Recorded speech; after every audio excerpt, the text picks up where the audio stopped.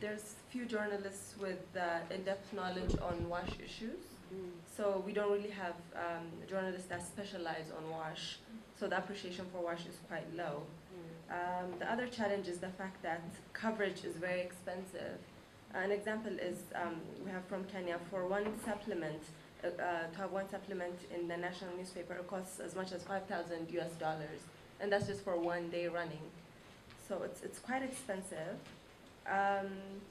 This is linked to the fact that media houses are for profit, and we're promoting a social and development issue. So it's expensive engaging them.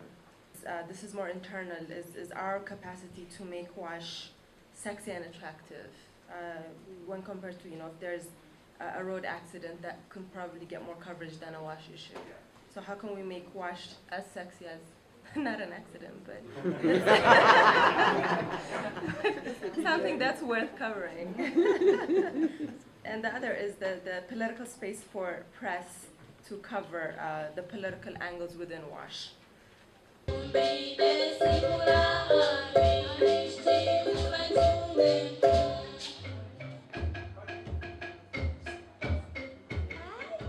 Generally, the knowledge of WASH within the media fraternity is not very good.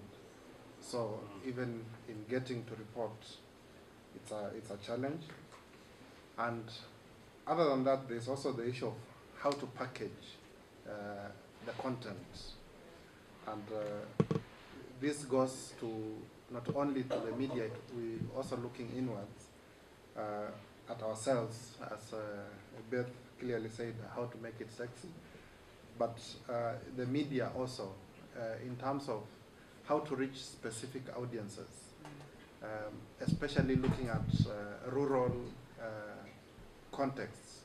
How are you able to effectively deliver the message to different audiences? Most media practitioners don't find WASH as a very valuable content, and therefore they are not able to give it high priority.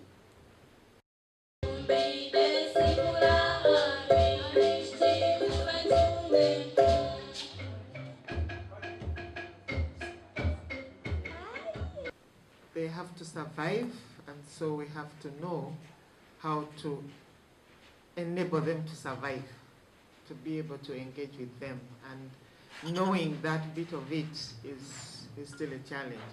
By the state, and therefore there's a bit of a lack of trust in media as a source of information. Another one was journalist turnover as well. I might invest a lot of time in getting them to understand WASH issues a lot better, and then they move on to a different sector or to a different media agency. And lastly, the varied professionalism of journalists raised in Burundi as well.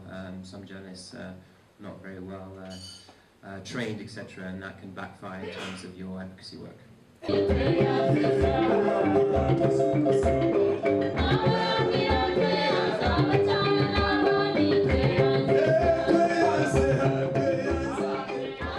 Know who your audience is. Think about what you want them to know and what we want to hear. And think about what we want the audience to do differently. So increase budget allocations or use soap and water. What reaction do we want to provoke? We obviously want them to change their behaviour, and there are other things we want them to do.